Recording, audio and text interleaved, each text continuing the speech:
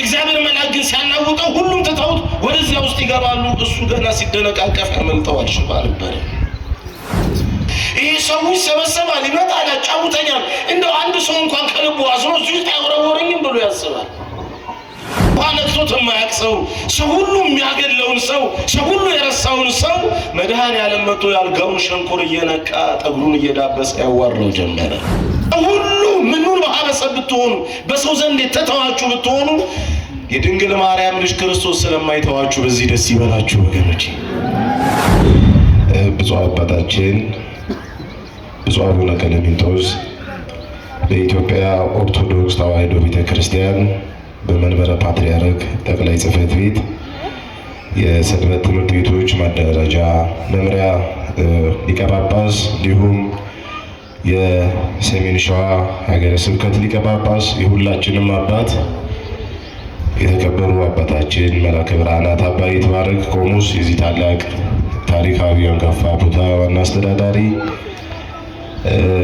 የተከበራችሁ አበው ሊቃውንተ ቤተ ክርስቲያን፣ እንደ ሰማያዊው ስርዓት በምድር እግዚአብሔርን ስታገለግሉ ያደራችሁ ሊቃውንተ ቤተ ክርስቲያን አባቶቻችን፣ ካህናት፣ ደግሞ ዛሬ እግዚአብሔር በዚህ በማለዳ ለኔ ያለው መልእክቱ ምንድነው? እግዚአብሔር ምን እንዳስተካክልለት ይፈልጋል?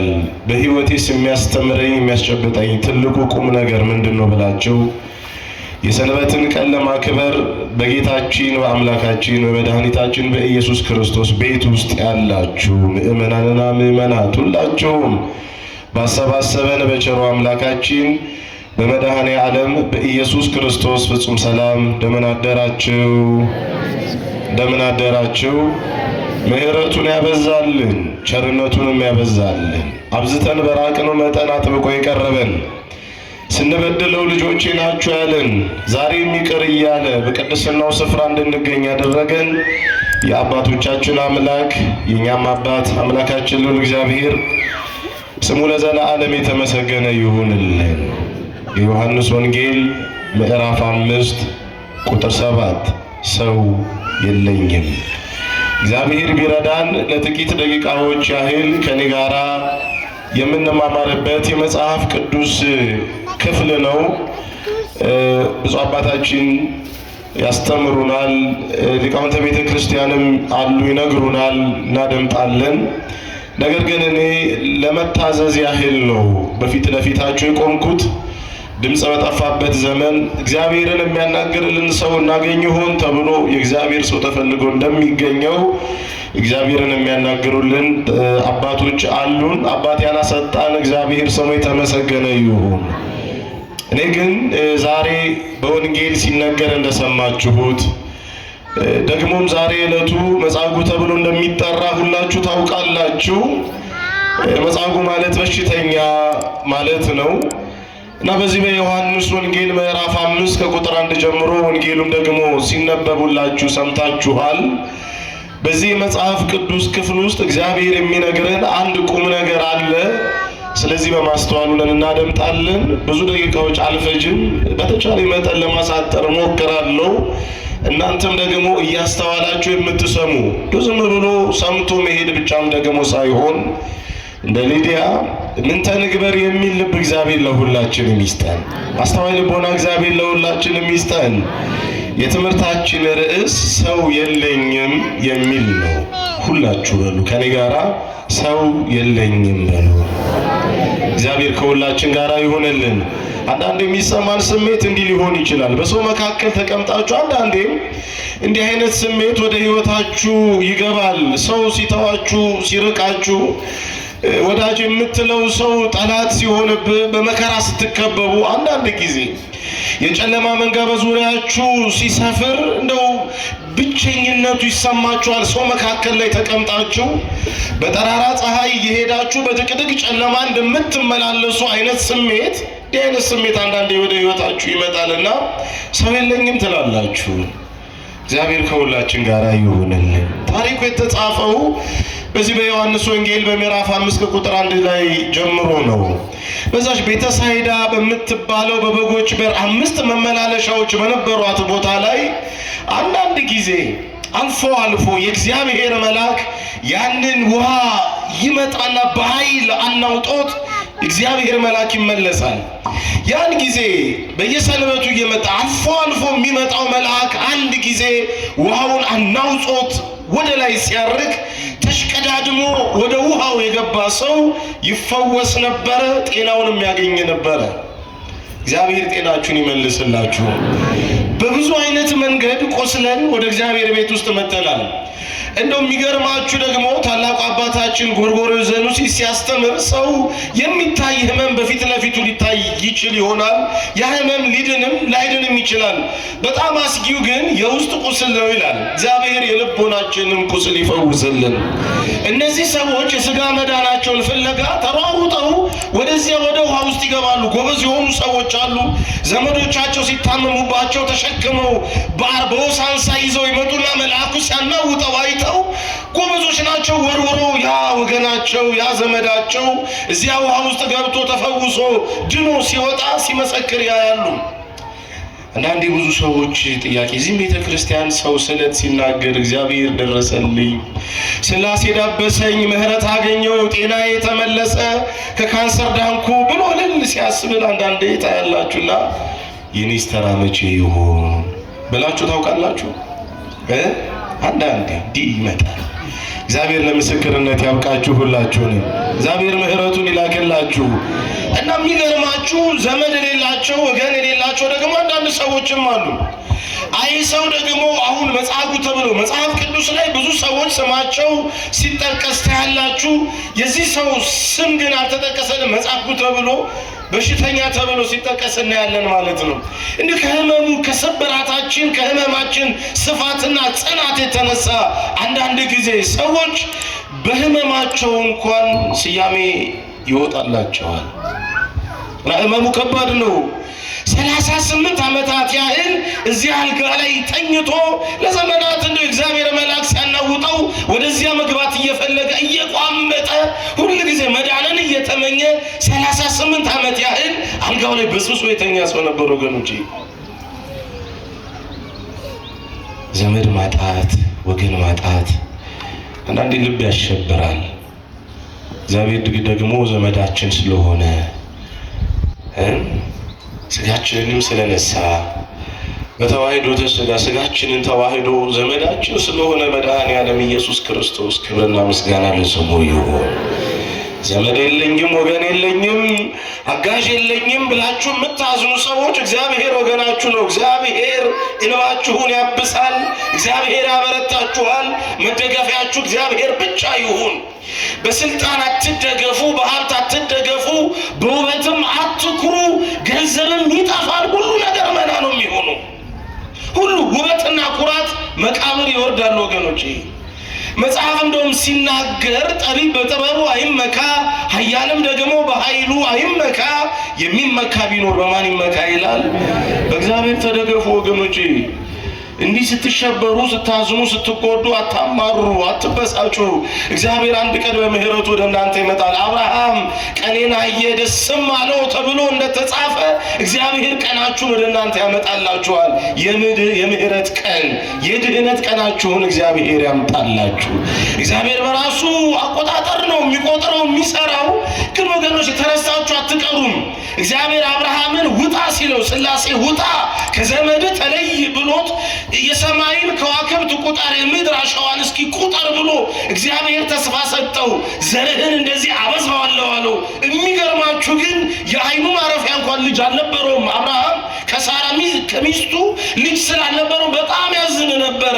ግን እግዚአብሔርን ተስፋ ያደርግ ስለነበረ አርጅቶም እንኳን ልቡን የሚያሳርፍ ልጅ እግዚአብሔር ሰጠው። ይዘገያል እንጂ ይመጣል ወገኖች። ደግሞ እግዚአብሔር በራሱ አቆጣጠር ነው የሚሰራው። ቢዘገይ የሚቀደመው የለም። አትበሳጩ፣ አትማረሩ። እንደው የኔ ነገር ዘገየ የኔ ህመም ሊገለኝ ነው ያላችሁ መርዝ መበጥበጥ፣ ገመድ መታረቂያ ገመድ ለመግዛት ወደ የሱቅ ወደ ኪዮስኩ አትሂዱ። እግዚአብሔር ከሁላችን ጋር ይሁንልን። የሚደንቃችሁ ይሄ ሰው 38 ዓመት ያህል እዛ ቁጭ ብሎ በሽተኞች ይመጣሉ፣ ይተዋወቁታል እና ከነሱ ጋር ይጫወታል። ሀገር እንዴት ነው ሰላም ነው ወይ ይላል፣ ስለ አካባቢው ይጠይቃል። ከዚያ የእግዚአብሔር መልአክ ግን ሲያናውጠው ሁሉም ትተውት ወደዚያ ውስጥ ይገባሉ። እሱ ገና ሲደነቃቀፍ ያመልጠዋል። ሽባ ነበረ። ሁል ጊዜ መቼ ይሆን እግዚአብሔር የሚፈውሰኝ? መቼ ይሆን እኔስ እንደ ወንድሞቼ ቀን ወጥቶልኝ እዚህ ውስጥ የምገባው? ይሄ ሰው ይሰበሰባል፣ ይመጣል፣ ያጫውተኛል። እንደው አንድ ሰው እንኳን ከልቡ አዝኖ እዚህ ውስጥ አይወረወረኝም ብሎ ያስባል። ወገኖች ሰውም ሲከባችሁ በሰው አጀብ ከበሬታ ልባችሁ አይዝለል። የሰው አጀብ የሰው ከበሬታ ቀን ሲጎድል ይቀየራል። ሰው ጠዋት ስሟችሁ ማታ ነው አይደለም የሚነክሳችሁ? አይረጋጋም። የሰው ልጅ ልብ እንደ ገበጤ ውሃ አንዴ ወደዚህ አንዴ ወደዚህ ነው የሚለው። ወገኖቼ ትናንት በወደዳችሁ ፍቅር ዛሬም የሚወዳችሁ የድንግል ማርያም ልጅ ክርስቶስ ብቻ ነው። ስሙ የተመሰገነ ይሁን። ሥላሴ ብቻ ነው ሰው የማይጠላ። ወገኖቼ ሰው እንደዚህ ነው። ሰውን ስትማሙ ሰው የለኝም ነው። ሰው ስለመሆኑ የትምህርታችንም ትልቁ ሐሳብ ያለ ሰው ተፈጥሮ ነው። ይሄ ሰው ዘመድ የለውም። የሚያዝንለትስ የሚራራለት ወገን ጠፋ። እንደው ይሄ ሰው ለዘመናት እዚህ አልጋ ላይ ተኝቷል። መድኃኔዓለም ኢየሱስ ክርስቶስ ደግሞ ወደዚህ ቦታ መጣ። እግዚአብሔር በከተማችን ይምጣልን። እግዚአብሔር በምህረት ወደ ቤታችን ልብ ላይ ይምጣልን። ልባችሁን ክፈቱለት ለክርስቶስ። እራት ከእናንተ ጋር ይብላ፣ ወደ ቤታችሁ ይግባ፣ በማዕዳችሁ አስቀምጡት። ድሆችን ስታበሉ ምስኪኖችን ስታበሏቸው ለሱ ነው የምታደርጉት። ወገኖቼ ቅዱስ ዮሐንስ አፈወርቅ ሲያስተምር አንተ ለድሃው የምትሰጠው ያረጀ ልብስ ለኢየሱስ ክርስቶስ እንደምትሰጠው ይሰማሃል ይላል። ይሰማችኋል? እንደዚህ ለድሃ የምትሰጡት የሻገተ ምናምን እንጀራ ለእግዚአብሔር እንደምትሰጡት ይሰማችኋል? ድሃን የሚያበላ ማንን ያበላል? እግዚአብሔርን እኮ ነው የሚያበላው። ለድሆች ያደረጋችሁት ለማን አደረጋችሁት ይላል መጽሐፍ። እንደውም ለድሃ የሚሰጥ ለማን አበደረ ይላል። ሰው ጠፍቶ እኮ ነው እኛ ለድሆች የምንሰጠው የማንፈልገውን ምናምን ሲሆን ልብስም ሲሆን ጨርቅም ሲሆን የተቀዳደደውን በቃ ሰልችቶን አንዳንድ የማደጉ ክፋታችን ቤትም ሆነን የምናደርገው ለድሃ ከመስጠት ይልቅ እና ሰው ጠፋ። እግዚአብሔር ሰው አጣ። መድኃኔዓለም ሰው ያደርገን ወገኖቼ። ይህ ሰው ምን ይላል? ሰው አይደለም ወይ እንዳትሉኝ፣ ዳዊት ልጁ ሶሎሞንን ሲመርቀው ምን አለ? የአባት ምርቃት ልጄ ሆይ በርታ ሰው ሁን ነው ያለው። እግዚአብሔር ሰው ያድርገን። 38 ዓመት በሙሉ አልጋው ላይ ተኝቶ ዘመድ የለው ወገን የለው። አሁንማ ሰውነቱን ከርፍቷል። ማን ይጠጋዋል? ውሃ ነክቶት የማያውቅ ሰው፣ ሰው ሁሉ የሚያገለውን ሰው፣ ሰው ሁሉ የረሳውን ሰው መድኃኔዓለም መጥቶ ያልጋውን ሸንኮር እየነቃ ጠጉሩን እየዳበሰ ያዋራው ጀመረ። አንተ ሰው አለ መዳን ትፈልጋለህ አለው። ወደ ወገኖቼ መዳን ትፈልጋላችሁ? ንገሩኝ እንጂ መፈወስ ትፈልጋላችሁ? መድኃኔዓለም ይዳብሰን ሁላችንንም በምህረቱ በቸርነቱ መብራን ትዳብሳችሁ። መዳን ትወዳለህ ሲለው ብዙቱ ነው የሚናገረው የሰው መልሱ አዎ ወይም አልፈልግም ነው። እነ መዳን እንደሚፈልግማ ያውቃል። ያው መቼስ አላዋቂ ስጋን እንደተዋሃደ እያጠየቀ እያስረዳን ነው ፈጣሪያችን እንጂ ደግሞ የነጻ ፈቃድ አምላክ ነው። ተገደህ አይደለም። እሳተ ወማይ አቀረብኩ ለከ ተብሎ እንደተጻፈው እሳትና ውሃ በፊት አቅርቤልሃለሁ። የኦርቶዶክሳዊ ተዋህዶ ትምህርት የነጻ ፈቃድ ትምህርት ነው። እጅህን ደስ ወዳለ ምርጫ ነው። ስደድ፣ የምታመልኩትን ዛሬ ምረጡ ይላል። እኔና ቤቴ ግን ማንን እናመልካለን? ምርጫ ነው። መዳን ትፈልጋለህ ወይ? መልሱ ምንድን ነው? ትፈልጋላችሁ ይስላችሁ እኮ አዋላችሁ እናንተ አይደለም። ይህ ሰው ግን ለ38 ዓመት ያህል ተበሳጭቷል። ብዙ ሰዎች መጥተው አልፈውት ሄደዋል። ገብተው ወጥተው ድነው ሲመሰክሩ ያያል። በሰው መዳን አንዳንድ የሚደሰትም ግን ውስጡ ያዝናል። እኔስ መቼ ነው ቀና ብዬ የሚሄደው እያለ ዓለም የረሳውን ግን የሚያስታውስ ጌታ አለ ወገኖቼ። ተረስቻለሁ ተትቻለሁ አትበሉ። የተረሳው ዳዊት ነው እናት አባት እንኳን የተወው። አንዳንዴ እንደዚህ ነው። በስራ ቦታችሁ፣ በንግድ ቦታችሁ፣ በቤታችሁ ውስጥ አንዳንዴ በቤተሰብ መካከልም ሰው አባትና እናትም ቅዱስ ዳዊት እናትና አባቴ ተውኝ ብሎ እንደተናገረው ሰው አንዳንድ ጊዜ ይረሳችኋል። ዓለም ቢዘነጋችሁ እንደው መንገድ ላይ ስትሄዱ ባርኔጣውን አውልቆ ሰላምታ የማይሰጣችሁ ቢሆን ሰው ሁሉ ምኑን ማህበረሰብ ብትሆኑ በሰው ዘንድ የተተዋችሁ ብትሆኑ የድንግል ማርያም ልጅ ክርስቶስ ስለማይተዋችሁ በዚህ ደስ ይበላችሁ ወገኖቼ።